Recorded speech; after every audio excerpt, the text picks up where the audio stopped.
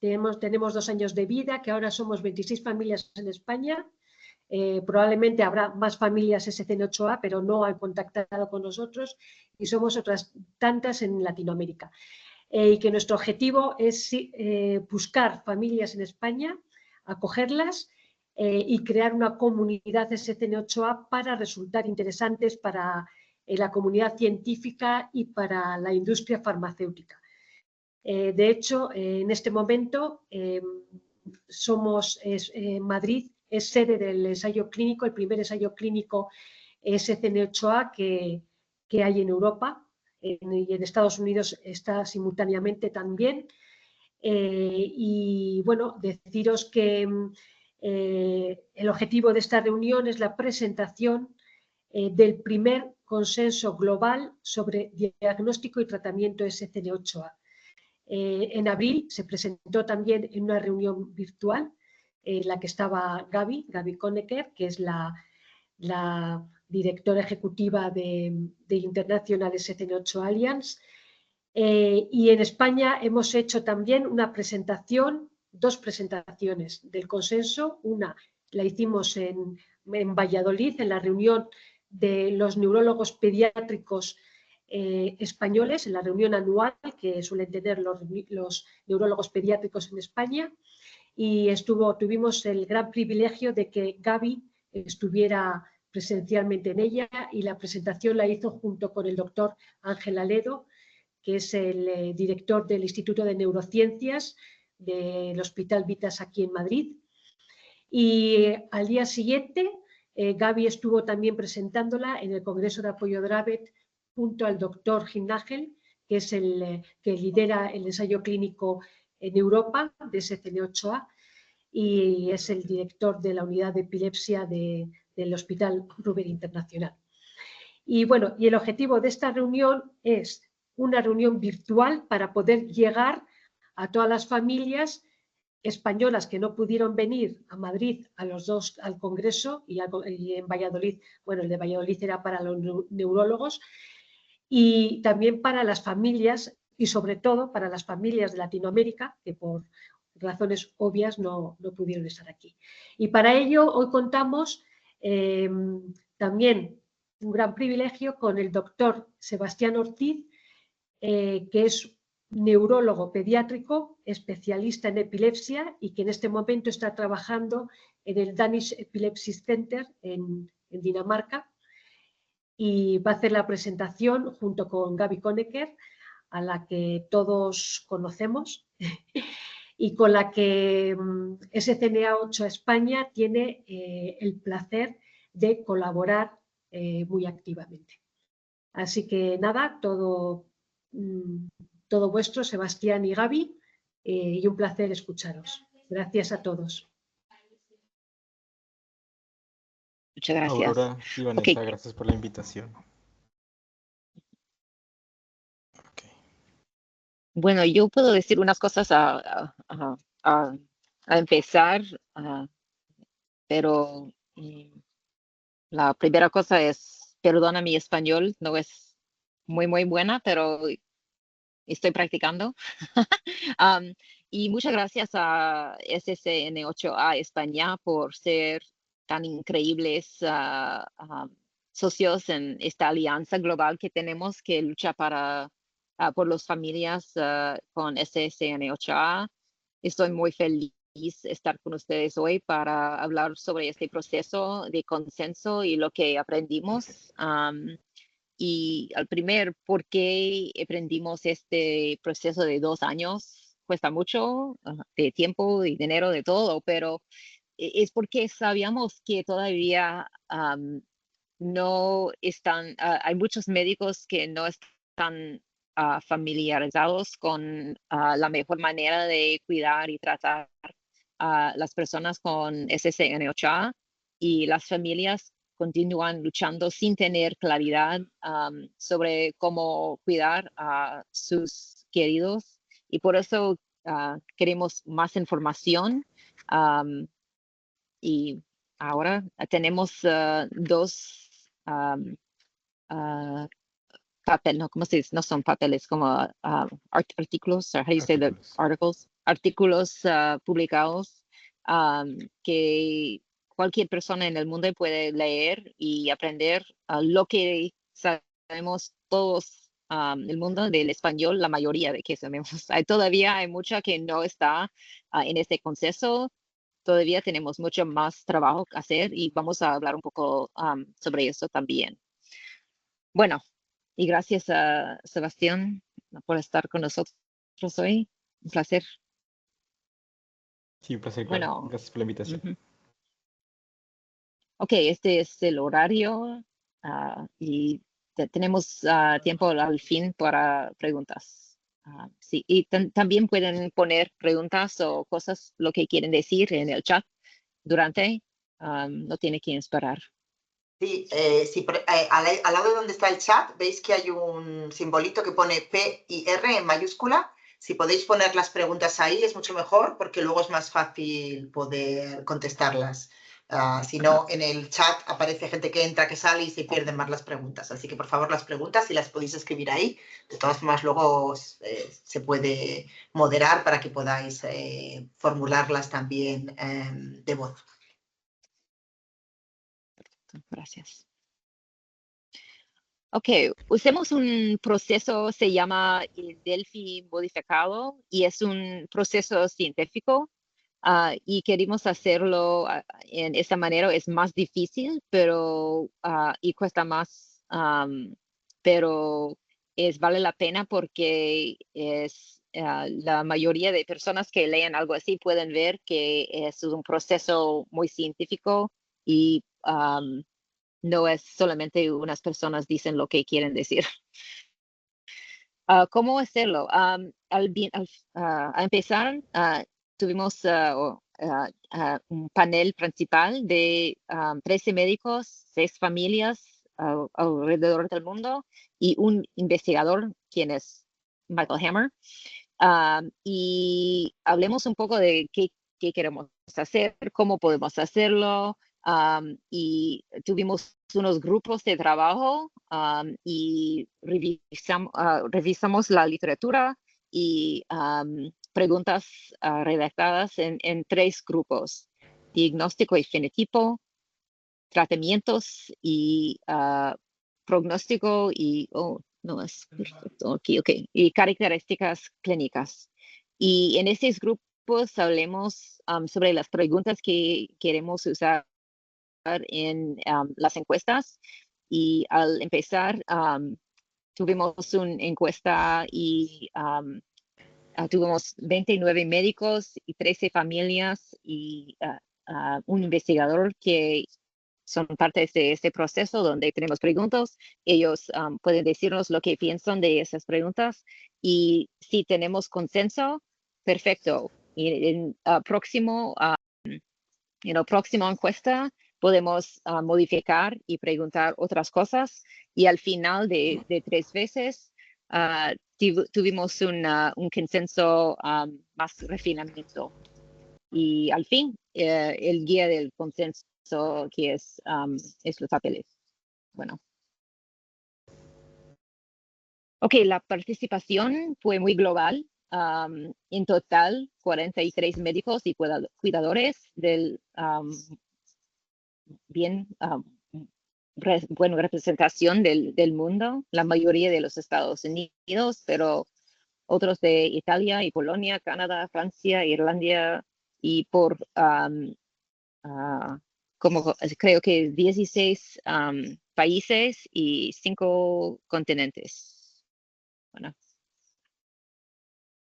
Ok, la experiencia de los participantes fue esos, lo siento, no es en español, pero eso es los años de los médicos trabajando con personas con SCN8A y la mayoría tenía más que 6 años trabajando con estas familias y la mayoría tenía más que 4 personas que en su cuidado que tienen SCN8A y para con los padres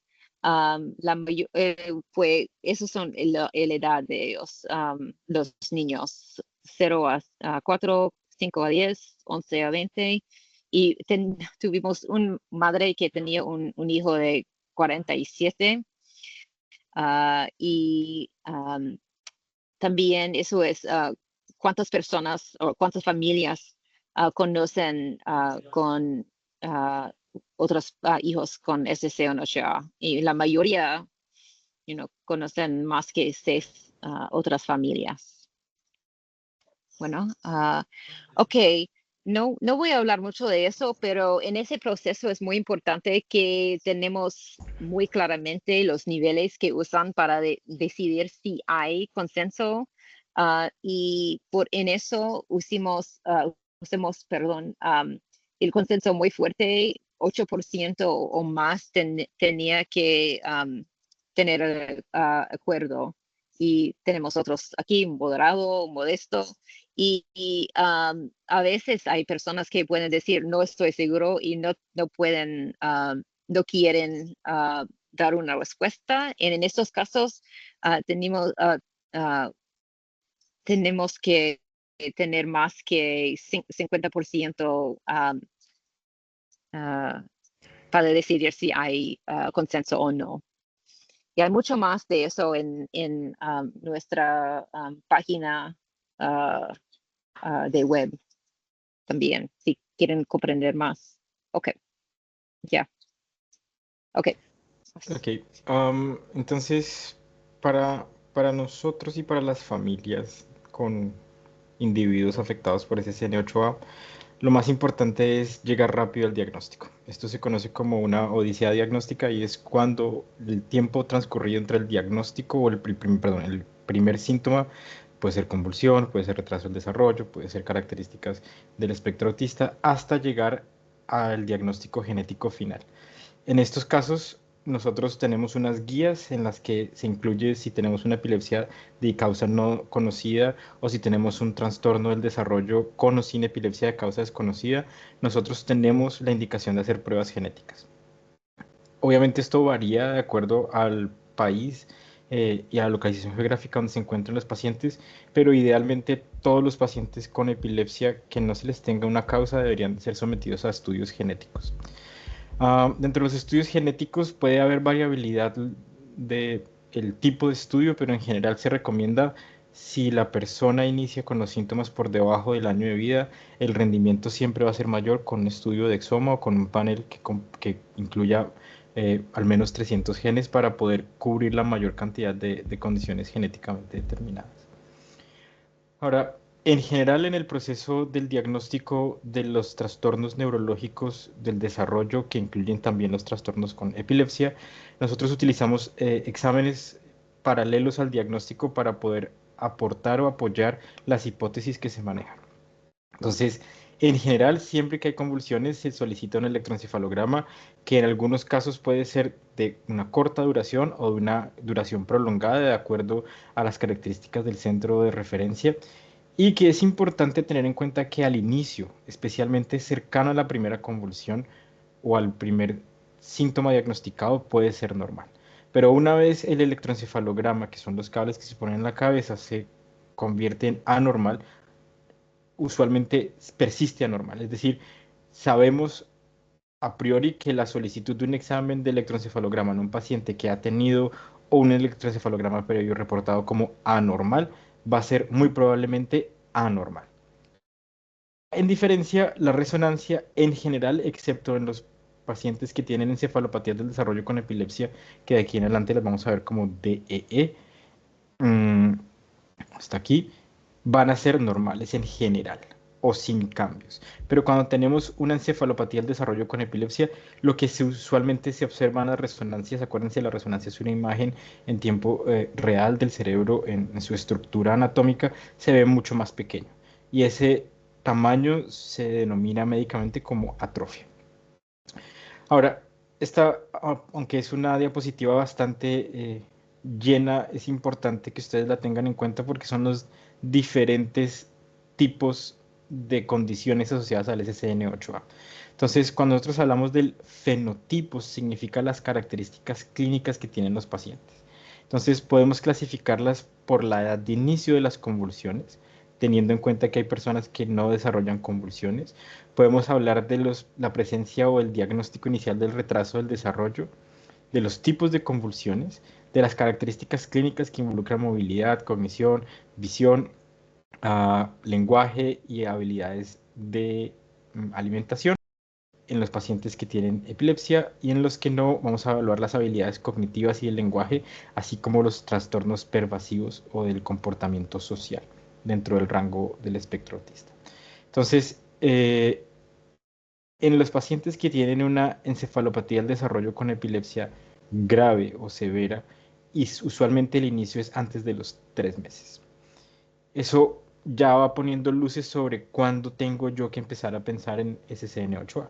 Cuanto más temprano el inicio, mayor probabilidad de que yo tenga una variante genéticamente determinada, especialmente si no hay factores de riesgo.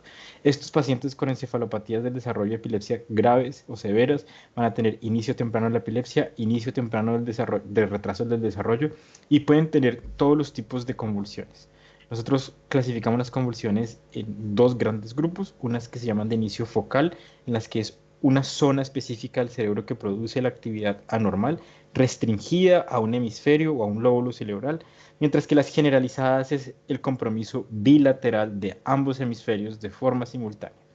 Y dejamos aparte los espasmos infantiles, porque los espasmos infantiles requieren una atención diferente, un pronóstico diferente, y tienen un tratamiento específico que vamos a discutir más adelante. Estos pacientes que inician temprano usualmente van a tener alteraciones que llevan a un compromiso grave de las características clínicas. Tienen movilidad limitada, la parte cognitiva generalmente está afectada de forma grave. Eso incluye la posibilidad de no tener lenguaje expresivo verbal, y a veces pueden tener dificultades para ser alimentados por la boca. En general, estos pacientes no logran libertad de crisis, y parece ser que a lo largo del tiempo no está estable el compromiso, el compromiso cognitivo, sino que va siendo progresivo y va a tender a deteriorarse a lo largo del tiempo.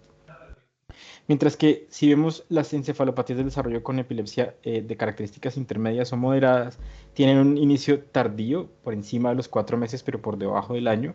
En general, el diagnóstico del retraso del desarrollo se da después del primer semestre de vida, y las convulsiones excluyen de forma global los espasmos infantiles. Entonces, también ya vamos viendo que no solamente la edad de inicio, sino la presencia de algunos tipos de crisis que nos puede ayudar a diferenciar, o la ausencia de algunos tipos de crisis, diferenciar entre las encefalopatías del desarrollo graves o intermedias o moderadas.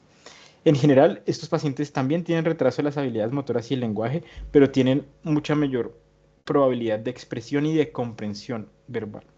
En algunos casos, estos pacientes pueden lograr libertad de crisis, y en general el pronóstico cuando logran el control de las crisis tiende a la mejoría, aunque puede llegar a un punto en el que se llega a una meseta. En general se logran mejorías discretas en cuanto al lenguaje, a la comprensión y a los patrones de movimiento. Esto, que es una sigla que en inglés traduce convulsiones neonatales, convulsiones, perdón, de inicio temprano autolimitadas, entre paréntesis está la F porque pueden ser o no familiares, aparecen antes de los 6 meses. En general, no tienen compromiso del desarrollo, todas son de inicio focal, es decir, inician en una zona específica del cerebro, pero se pueden presentar con trastornos del movimiento. Puede ser ataxia periódica, es decir, la persona presenta alteraciones intermitentes de la estabilidad para caminar y para realizar movimientos coordinados, pero generalmente logran libertad de crisis alrededor de un año. O sea, tienen 6 meses de periodo de mayor incidencia de crisis, pero alrededor de un año desaparecen las convulsiones, pero pueden persistir los trastornos del movimiento. En estos casos, el pronóstico en general es bueno desde el punto de vista cognitivo, desde el punto de vista motor y desde el punto de vista del lenguaje. En los trastornos del desarrollo con epilepsia generalizada, si ustedes se dan cuenta, el inicio de las crisis está entre los 2 y los 4 años. El trastorno del desarrollo ocurre entre el año y los 5 años, y en general las crisis son de inicio generalizado. Es decir, las crisis que todos conocemos como ausencias, crisis tónico-clónicas que hoy en día se llaman bilaterales, son las predominantes en este tipo de pacientes con trastornos del neurodesarrollo. En estos pacientes predomina la alteración del lenguaje, especialmente en la comprensión, pero también en la emisión del lenguaje. Y en algunos casos, estos pacientes pueden lograr periodos prolongados de libertad de crisis y puede estar el pronóstico relacionado con la probabilidad de lograr libertad de crisis. Cuanto mejor sea la libertad de crisis, mayor es la probabilidad de que el pronóstico sea mejor. Y en los trastornos del neurodesarrollo sin epilepsia, no tenemos crisis, se detecta entre el primer año y los 3 años. Por supuesto, no hay un tipo de convulsión específico porque no tienen convulsiones, pero van a tener alteraciones en el lenguaje, en el patrón motor, en la socialización y pueden tener ocasionalmente intereses restringidos, es decir, elementos del ambiente que les gusten de forma particular y otros elementos que están dentro del trastorno del espectro autista. Como no tenemos crisis, pues no podemos hablar de la ausencia o libertad de crisis. Y en general el pronóstico es mejor que en las encefalopatías severas e intermedias. Sin embargo, el trastorno cognitivo tiende a persistir a lo largo del tiempo. Antes de empezar a hablar de las variantes y de la localización, es importante que se tenga en cuenta que una vez yo tengo la clasificación de epilepsia, y epilepsia entendiéndose como una condición en la que existen 2 o más convulsiones separadas en más de 24 horas sin un desencadenante, o una primera convulsión con un riesgo de desarrollar epilepsia mayor al 60% en los siguientes 10 años, o una primera convulsión que haga el diagnóstico de un síndrome epiléptico, como en el caso de los espasmos infantiles, tenemos epilepsia. Si yo no tengo epilepsia y tengo trastornos del desarrollo, se pueden dividir en 2 grandes grupos, unos que son los retrasos del neurodesarrollo y otros que son los trastornos del espectro autista. Entonces, cuando yo tengo cualquiera de esos síntomas, hago los estudios genéticos, que ya vimos que cuanto antes mejor, porque mejoran el pronóstico, disminuyen la brecha diagnóstica y acortan la brecha del tratamiento indicado. Vamos a encontrar que el reporte tiene el nombre del gen, que en este caso es el SCN8A. Vamos a tener una posición en el ADN que va seguido de la letra C punto y unos números y unas letras que pueden ser A, C, G, T, un mayor que y luego esas mismas 4 letras, cualquiera de las 4, y eso nos dice dónde está localizado en el ADN la mutación. Luego, en la siguiente parte del reporte aparece la posición de la proteína. Y la posición de la proteína es fundamental porque esa es la que nos dice en qué punto de este gen que es tan grande está la alteración y cuál es esa alteración. Entonces, en general nosotros tenemos alteraciones que se llaman que truncan la proteína, es decir, cortan la proteína no se produce. Entonces ustedes van a ver que aparece un asterisco después del primer número. Otras que son mutaciones con pérdida de sentido, es decir, hay una sustitución por un aminoácido, es decir, yo tengo una calle que tiene todas las casas iguales y de repente una de las casas se cambia por un edificio. Entonces, esa dirección me dice a mí dónde está el cambio y cuál es el cambio. Con esa información, yo entro a los portales que pueden ser los portales que todos ustedes conocen de evaluación de las variantes genéticas y pongo los datos clínicos más la posición de la proteína. Eso me da a mí una posibilidad de tener una GOF, por sus siglas en inglés, de ganancia de función, o LOF, que es pérdida de función. ¿Qué significa eso? Básicamente el canal de sodio es una compuerta que permite la entrada de sodio desde fuera de la neurona hacia dentro de la neurona. Cuando yo permito el ingreso del sodio a la neurona, permito que se promueva la comunicación, que está escrito acá como potencial de acción, entre las neuronas, y eso hace que en algunos casos tengamos una hiperexcitabilidad, es decir, que estén más activas, que se comuniquen más, y eso eventualmente puede llevar a trastornos del desarrollo o a trastornos de índole epiléptico. Cuando la mutación se refiere a una ganancia de función, significa que el canal de sodio está mucho más abierto de lo que debería. Es decir, si yo tengo un grifo, el agua está corriendo de forma muy importante y no se cierra como debería cerrarse. Siempre está permitiendo el paso del sodio. Mientras que una pérdida de función, el canal no se abre lo suficiente y por ende el sodio no puede pasar de la parte externa a la parte interna de la célula. Entonces, esas características o esos grupos de enfermedad que acabamos de ver se pueden relacionar con ganancia de función en el caso de la encefalopatía del desarrollo con epilepsia grave y la moderada o leve y la autolimitada. Y las que son principalmente con pérdida de función son los trastornos del neurodesarrollo con o sin epilepsia, que son las últimas dos que estaban en la tabla que anteriormente mencionamos. Entonces, ¿para qué sirve saber la posición de la mutación y la función de esa mutación? Básicamente para saber si yo puedo o no utilizar medicamentos que puedan llevar a un desenlace favorable. Entonces, cuando yo tengo una ganancia de función en la que yo tengo permanentemente abierto el canal, utilizo medicamentos que se llaman bloqueadores de canales, como la oxcarbazepina o la carbamazepina, y como su nombre indica, bloquean el canal, es decir, lo cierran. Entonces, si yo tengo un canal que está extremadamente activo y que permite el paso de forma irrestricta del sodio de fuera de la célula hacia dentro de la célula y lo cierro, voy a tener una normalización, entre comillas, de la función del canal y eso va a permitir que el canal tenga una función parcialmente restaurada. Hay que tener en cuenta que en los pacientes con ganancia de función, en general el levetiracetam puede incluso empeorar las crisis y por eso es importante hablar con su médico para saber si es una ganancia o una pérdida de función para intentar evitar algunos medicamentos que están contraindicados. En el caso de la pérdida de función, tenemos que tener en cuenta que la mayoría de las convulsiones son de inicio generalizado y por eso estos 3 medicamentos son los medicamentos que han reportado la mejor eficacia en términos de control de crisis.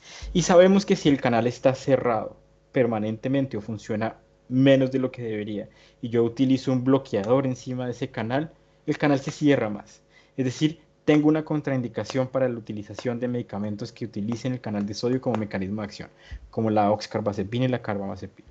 Entonces ya empezamos a entender por qué el diagnóstico genético es importante y cuáles son las implicaciones de hacer un diagnóstico genético y de entender no solamente que la mutación realmente causa la enfermedad, sino cuál es el desenlace funcional en el canal que se tiene mutado. Gaby.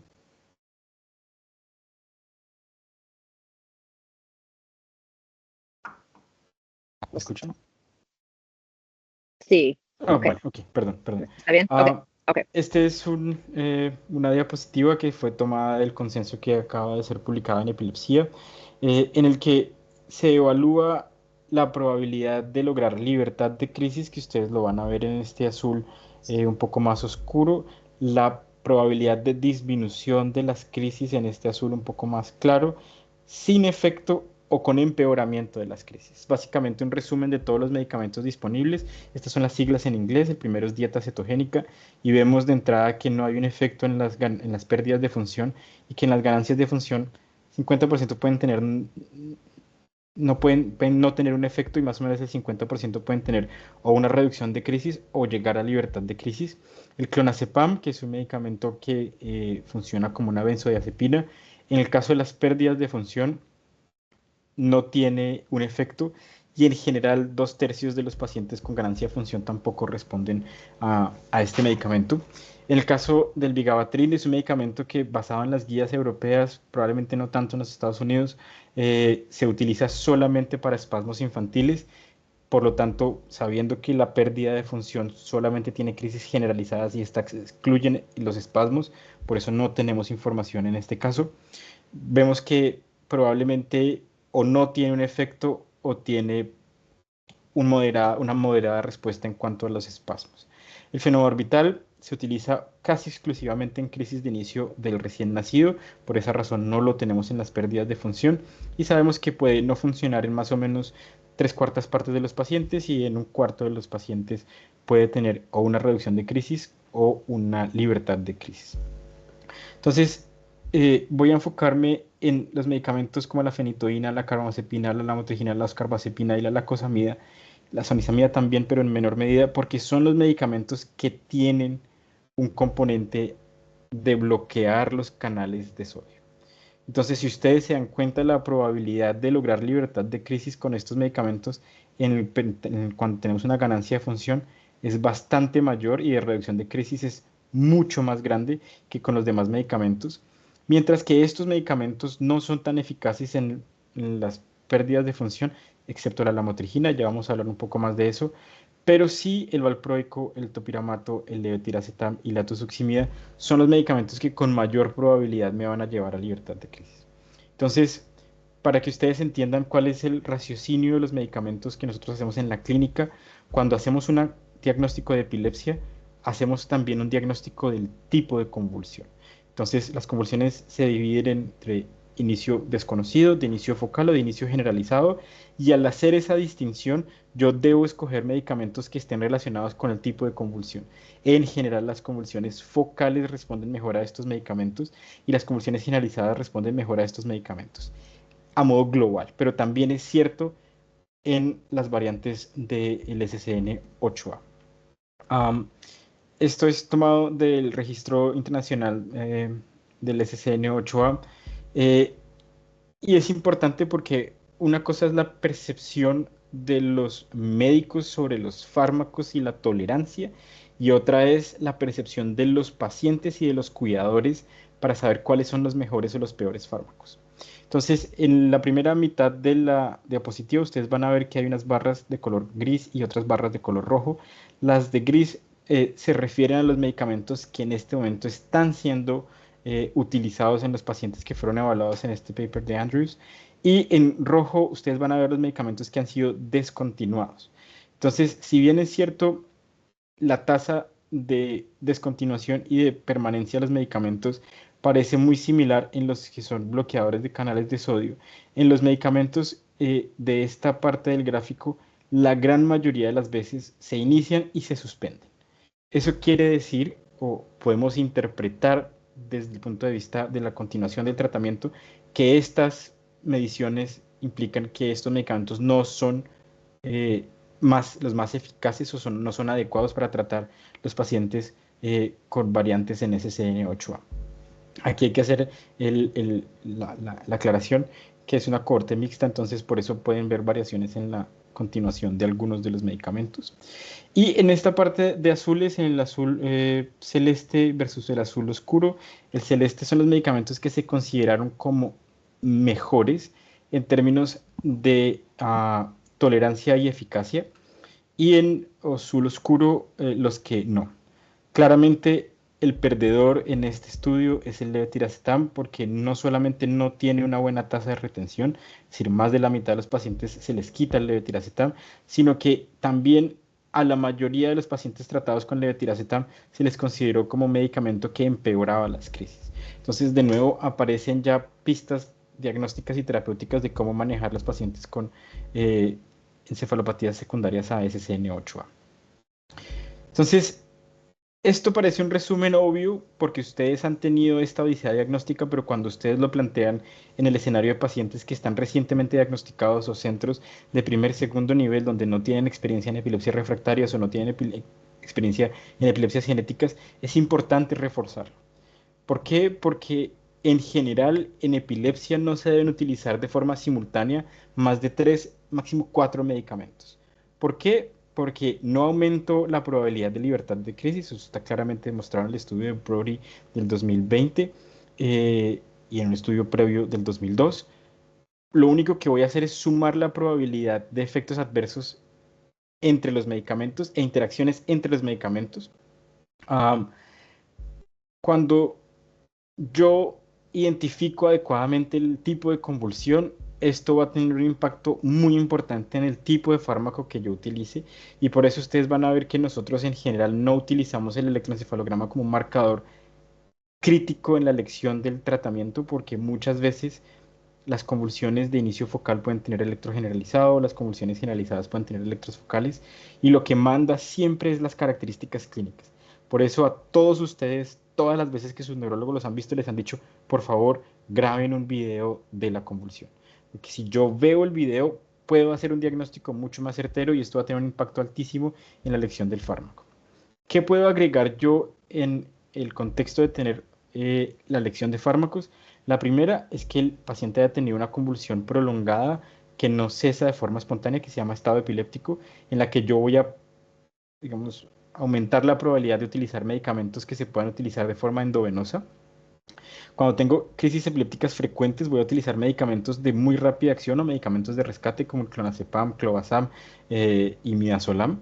Y en puntos específicos de estudios clínicos, si hubiera una aprobación FDA o EMA para medicamentos nuevos en SCN8A, podría utilizarlos de acuerdo a las características de las crisis.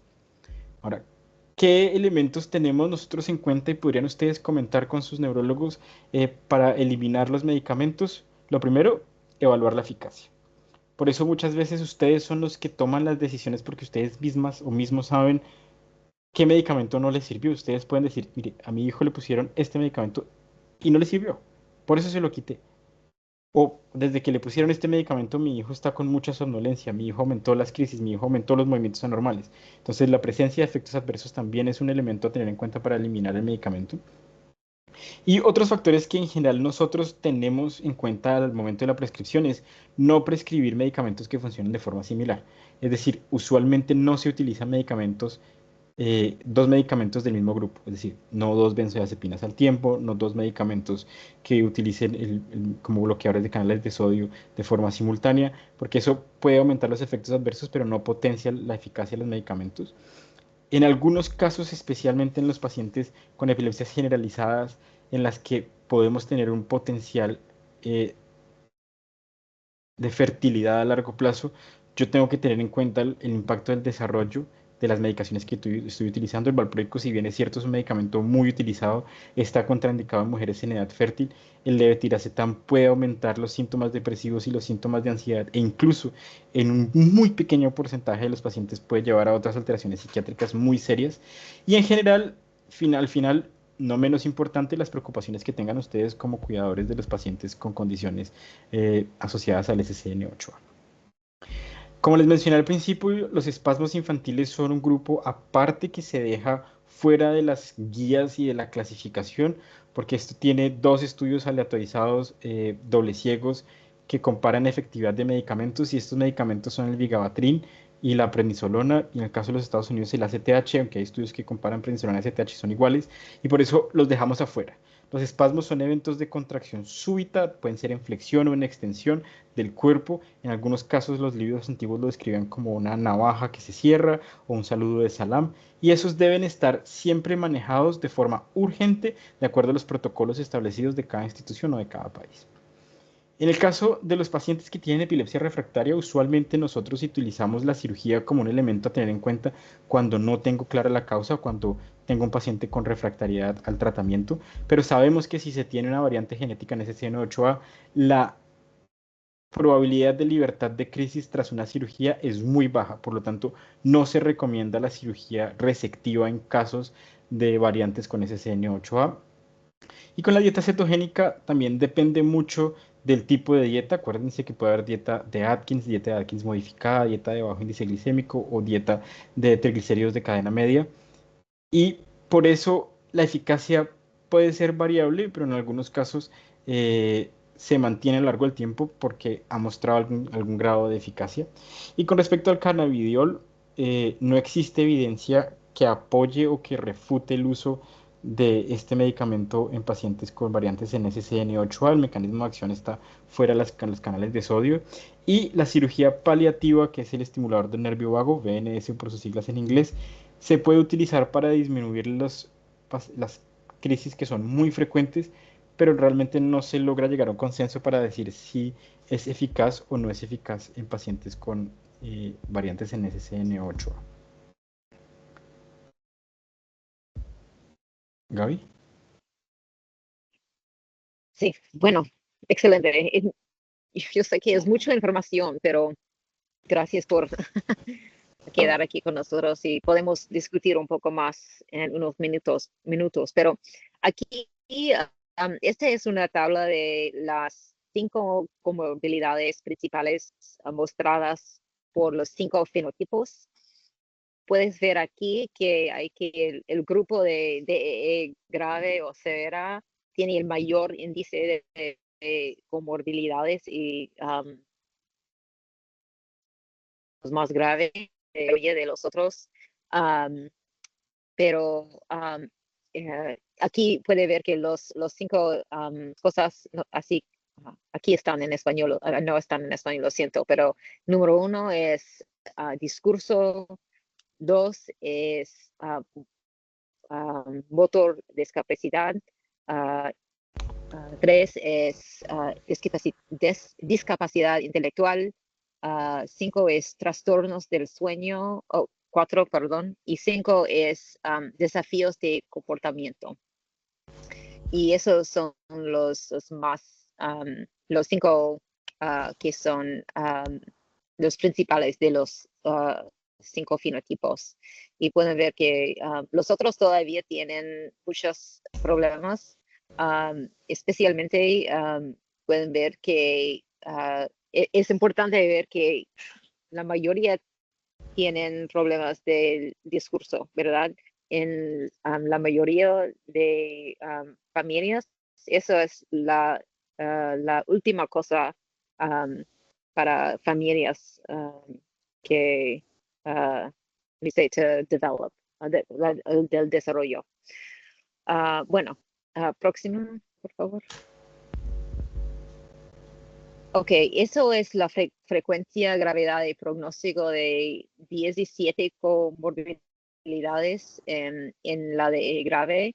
Y pueden ver, yo sé que es un poco difícil, pero la mayoría, perdón, pueden ver que son severas, menos disfunción autonómica y problemas ortopédicos que son moderados, pero en realidad eso es para DE grave tuvimos el máximo consenso, pero para los otros 5 fenotipos no hay demasiado consenso. Bueno. Ok. Ok, entonces ya vemos que no es solamente epilepsia. Tienen alteraciones del lenguaje, alteraciones de la marcha, alteraciones comportamentales.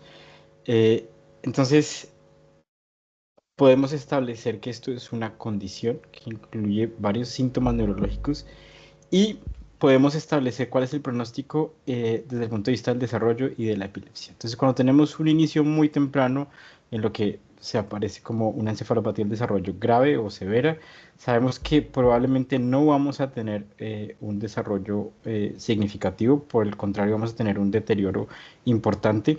Y desde el punto de vista del desarrollo, perdón, esto es las convulsiones, y esto es del desarrollo, vamos a tener una persistencia de las convulsiones. Cuando tenemos una encefalopatía leve a moderada, podemos tener una mejoría modesta o significativa y vamos a tener una persistencia del desarrollo, de alteración del desarrollo o una mejoría bastante modesta. Desde el punto de vista de la epilepsia autolimitada familiar o no familiar, sabemos que las crisis van a lograr libertad de crisis y que no van a tener alteraciones del desarrollo. En los pacientes con epilepsia generalizada y trastornos del desarrollo... Sorry. Ok. Van a tener libertad de crisis o una mejoría significativa y puede que no tengan un cambio modesto desde el punto de vista del desarrollo. Los que no tienen epilepsia, por supuesto, no vamos a hablar de las características de las convulsiones, pero sabemos que puede que no tengan cambios o pueden que tengan cambios modestos desde el punto de vista del desarrollo. Vale. David nos pidió que esto lo contáramos también nosotros como familiares de pacientes con SCN8A, y es una de las cosas sobre las que hubo mucho consenso, que para las familias consideraban que era muy, muy importante que los médicos que trataban a sus hijos, a sus familiares, tuvieran estas características que vamos a resumir aquí. Hubo mucho consenso en la importancia de que los médicos escuchen a las familias y valoren sus aportes y prioridades en la atención. Esto ha cambiado mucho. Probablemente los que tengáis hijos mayores quizá habéis vivido otra situación. Pero ahora mismo los pacientes tienen mucha información.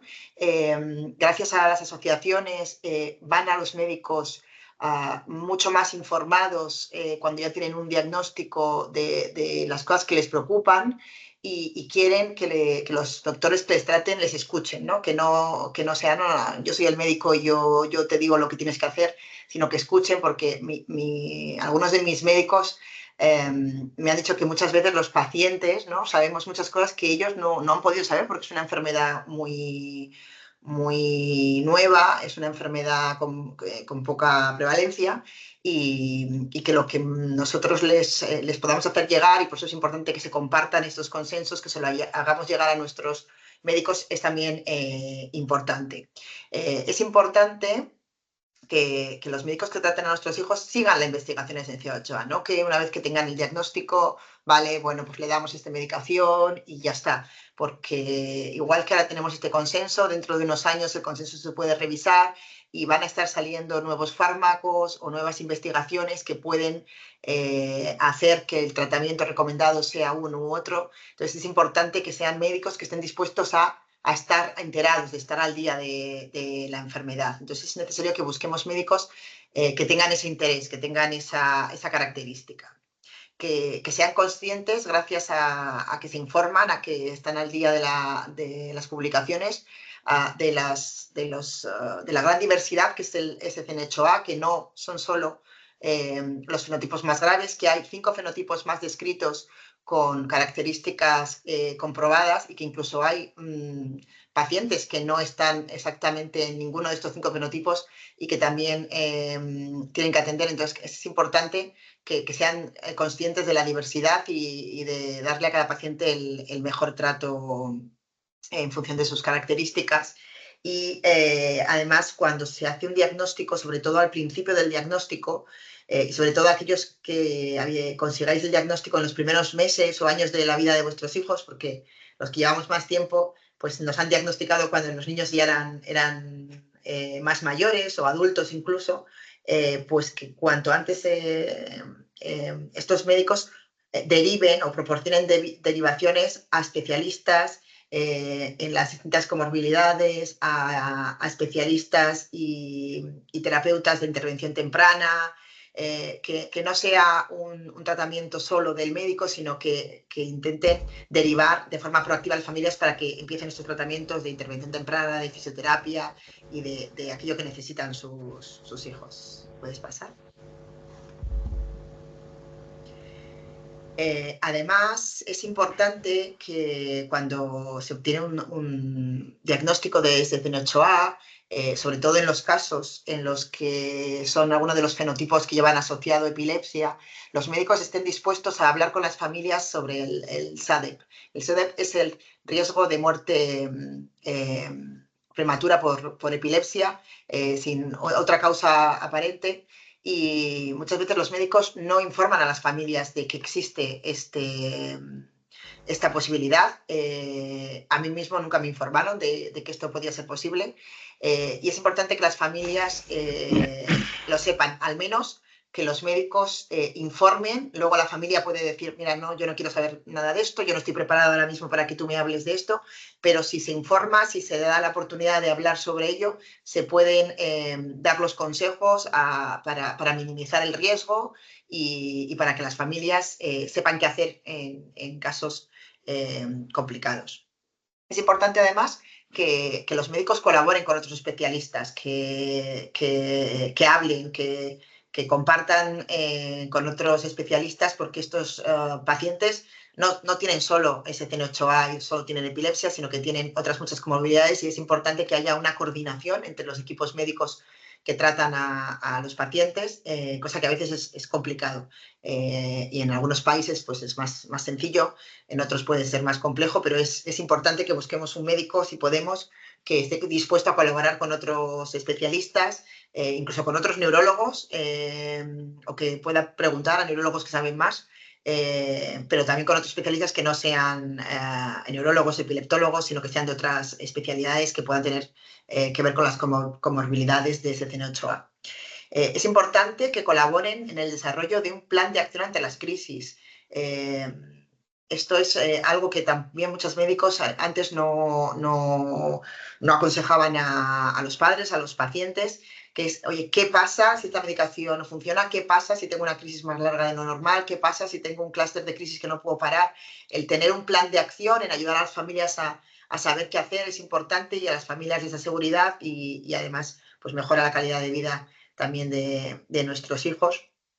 Y algo que es también muy importante, que a algunos os puede parecer que están muy lejos porque vuestros hijos son pequeños, yo me lo estoy empezando a enfrentar a este momento, que es la transición de los neurólogos de niños a neurólogos de adultos, ¿no? Aquí, por ejemplo, en España, a partir de los 14 años se empieza a derivar a los niños a los médicos de adultos, a pesar de que no tengan aún la edad. No sé en otros países cómo será, pero esta transición a veces se hace muy difícil, pues porque de repente un día te cambian el médico y ya está. Y el médico nuevo no es un médico, es un neurólogo que está acostumbrado a tratar adultos, probablemente no tenga muchos o ningún paciente con una encefalopatía epiléptica como sí suelen tener los neurólogos pediátricos, y a veces no saben nada, no han leído nada. Es importante que se proporcionen informes, que se haga una transición coordinada entre los neurólogos pediátricos y los neurólogos de adultos, para que ese paso de los niños y de las familias no sea traumático y sea lo más llevadero posible.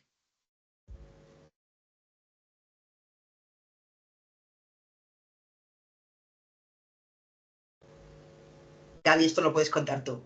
Bueno, bueno, tenemos mucha información de este proceso, pero también hay muchas más preguntas también. Y por eso abordamos las brechas de conocimiento con nuestra alianza global de socios en todo el mundo, incluido SSNOCHA, España y Italia y Portugal y Brasil y muchos otros países, que el próximo mes vamos a reunirnos con un grupo de cuidadores, médicos, investigadores y compañías farmacéuticas para desarrollar un camino claro a seguir para abordar algunas de las brechas más críticas. En nuestro conocimiento sobre SSN8A, para ayudarnos a acercarnos a mejores tratamientos y también por fin una cura. Es lo que estamos haciendo en esta reunión. Es un plan para las próximas 3 a 5 años para cómo podemos trabajar juntos a avanzar la ciencia y nuestro conocimiento de SSN8A.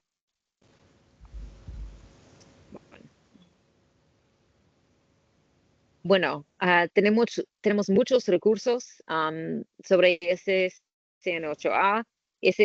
Dos artículos sobre en el journal se llama Epilepsia.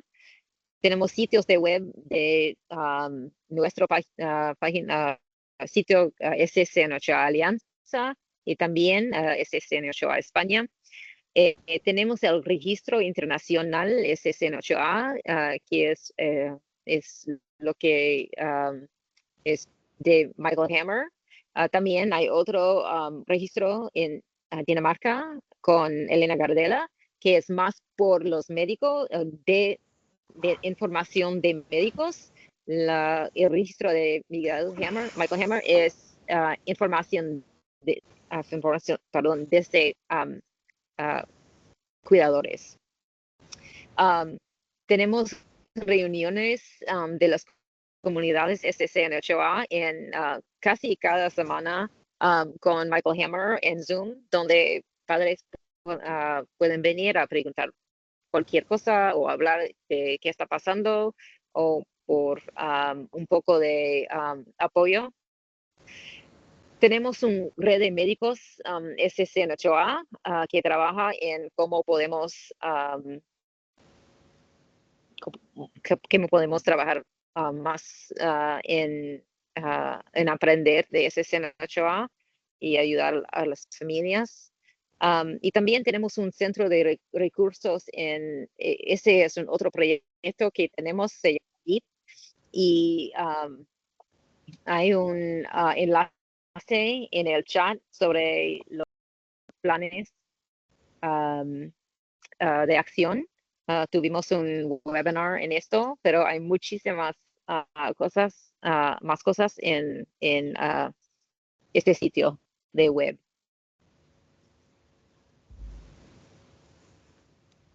Bueno, ya. Aquí estamos. Ya conocen la mayoría donde estamos, pero alguien ha preguntado si podemos pasar la presentación, si el doctor Ortiz y Gaby no tienen problema. Esta presentación que está traducida en castellano la podemos hacer accesible para los asistentes. Gaby se ha quedado congelada.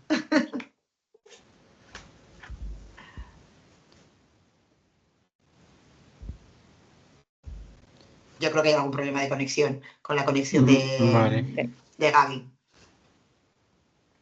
Ok, bueno, para finalizar, creo que es importante recordarles que unidos somos más. No existe un paciente solo, somos las familias, los médicos, el equipo de personas que están alrededor del cuidado de los pacientes, los que hacen que estos niños y estas familias tengan una mejor calidad de vida. Entonces la invitación es a trabajar en grupo, a unirnos lo más que se pueda para compartir las experiencias y de esa manera pues mejorar siempre la calidad de vida de nuestros pacientes.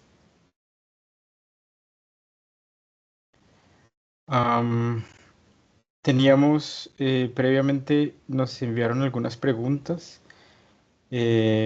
Voy a empezarlas en el orden que me las enviaron, pero por favor si hay más, entiendo que hay incluso manos levantadas, podemos resolverlas. La primera es si hay otras variantes o mutaciones que puedan influir en el pronóstico de los pacientes con SCN8A. Sí, esto se llama un double hit, es un doble golpe traducido al español, es decir, que yo tenga otra variante que también afecte el sistema nervioso central y que produzca de la misma manera una alteración. Esto ocurre solamente en el 5% de las personas y hay que tener en cuenta el tipo de herencia, el tipo de gen, porque usualmente lo que vemos son variantes que son heredadas de personas asintomáticas y muchas veces esto implica que estos genes no están causando una enfermedad, pero puede pasar. Es muy, muy raro, pero existe la posibilidad. La segunda pregunta es, ¿qué implica que una mutación sea de novo? Es básicamente la mala fortuna de que esa persona únicamente tenga la variante y por eso se hacen los estudios que nosotros llamamos segregación, es decir, se hacen exomas a los padres cuando están disponibles ambos padres, padre y madre, y el niño o niña para saber si esto es una variante que sea heredada. ¿Por qué? Básicamente porque si tenemos una variante que sea heredada en una persona que es sana, podemos pensar que esta variante no necesariamente es la causante de la condición de esta persona.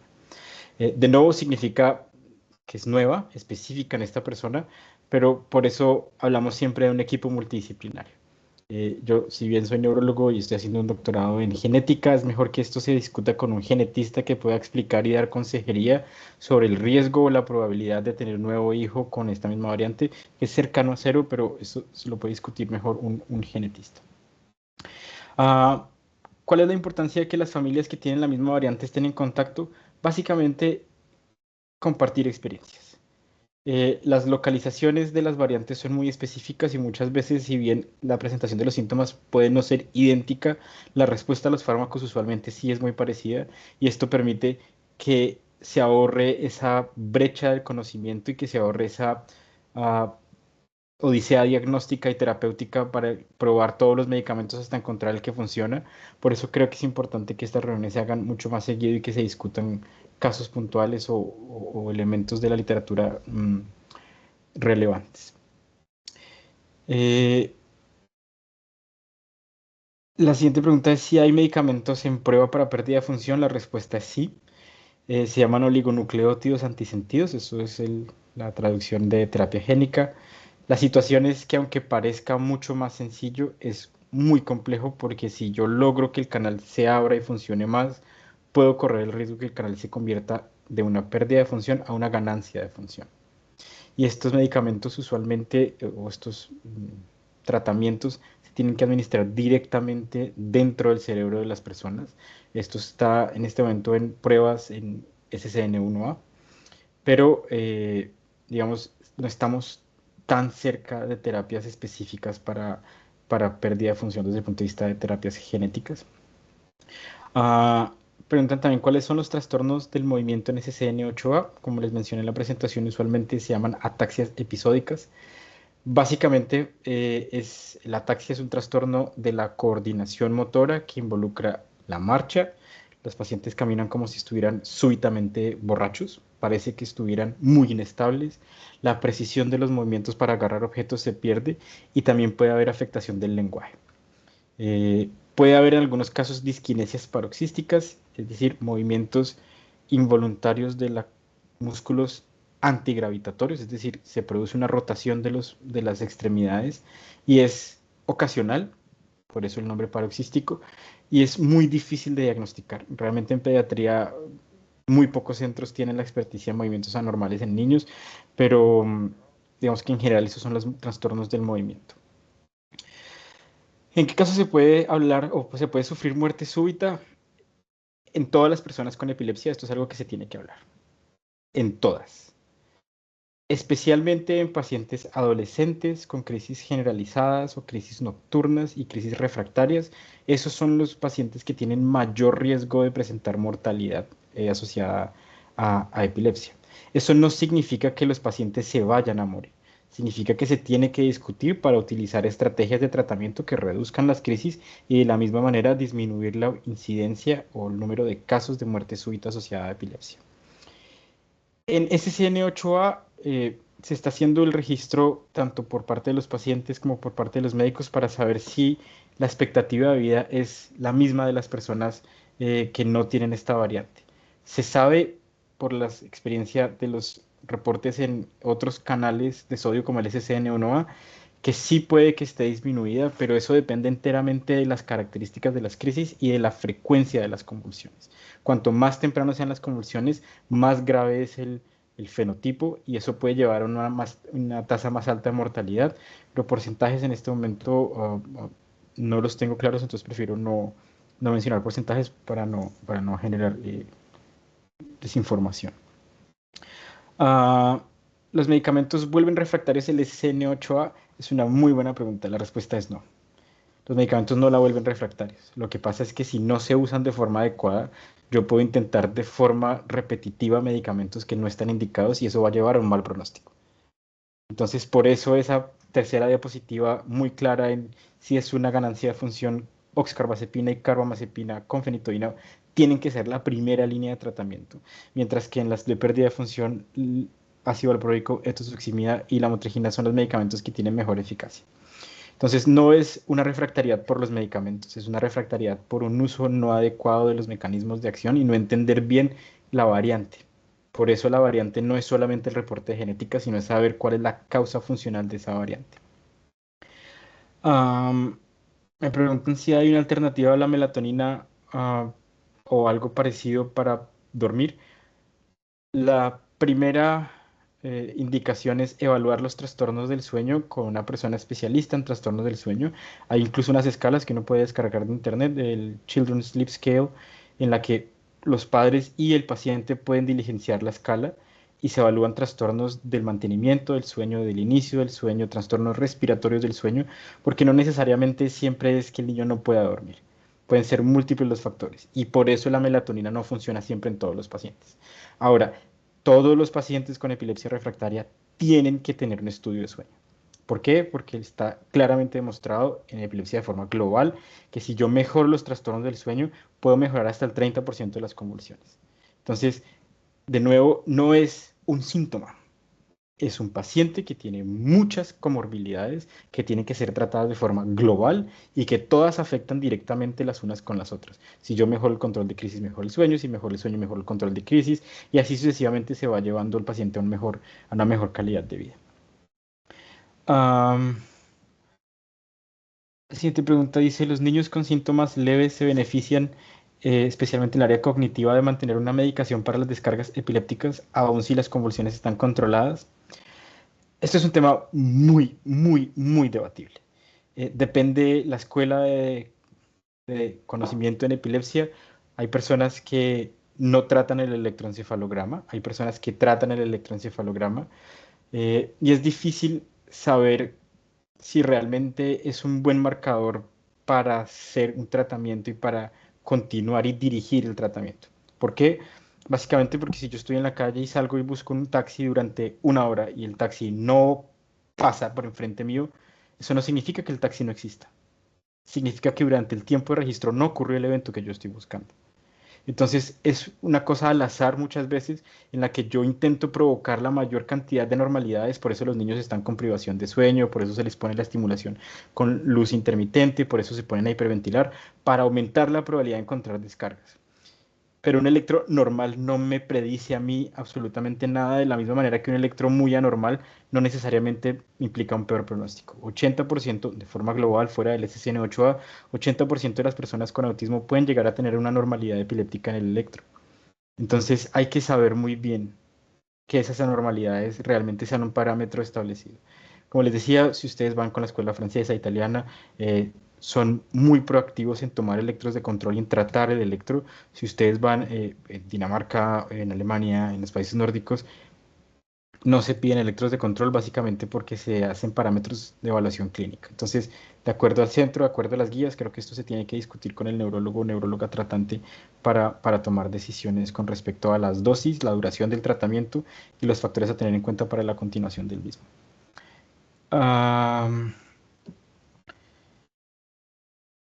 En las variantes de pérdida de función, ¿hay mayor probabilidad de que sea una variante heredada? La respuesta es no necesariamente, depende del patrón de herencia.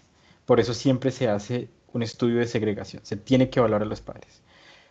Si los padres tienen síntomas, bien sea trastornos neurológicos, convulsiones autolimitadas, o trastornos de la conducta, es posible que esta variante sí esté en relación, pero la gran mayoría de los casos, de nuevo, es una mutación de novo.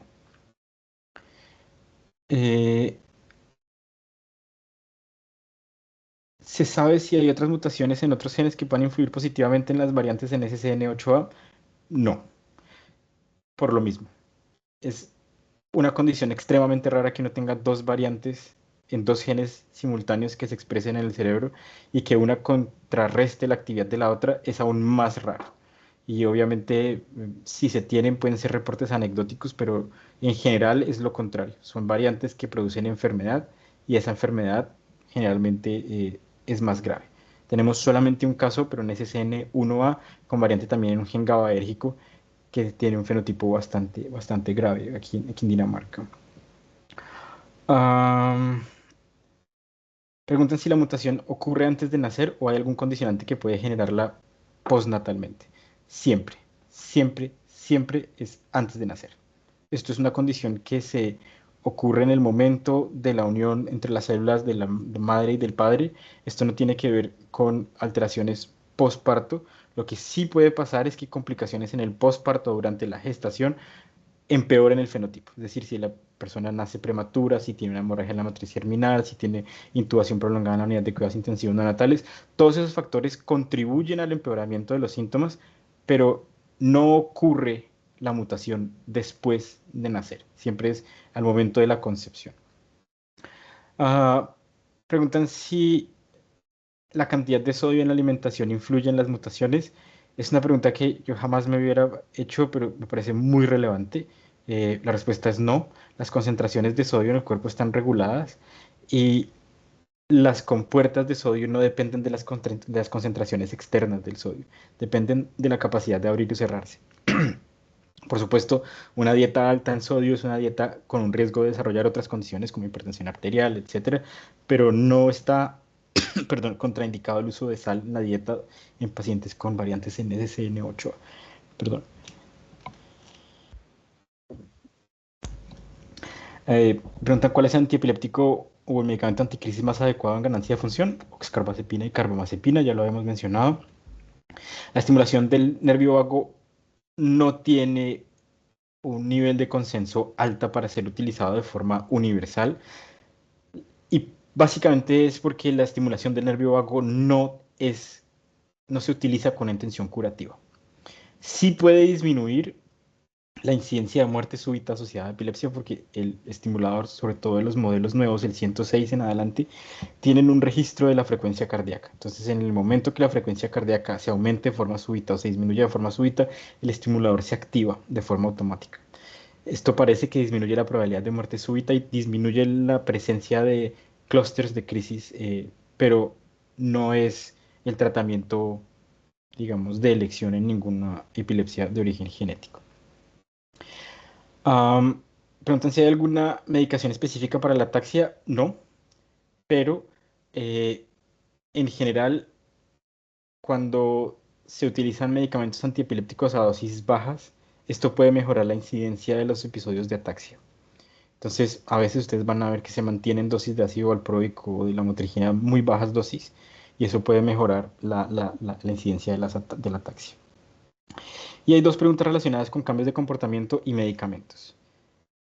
Especialmente el levetiracetam y el brivaracetam son medicamentos que pueden producir como efecto adverso trastornos de conducta, que pueden ir desde ansiedad, depresión, incluso trastornos psiquiátricos mucho más serios.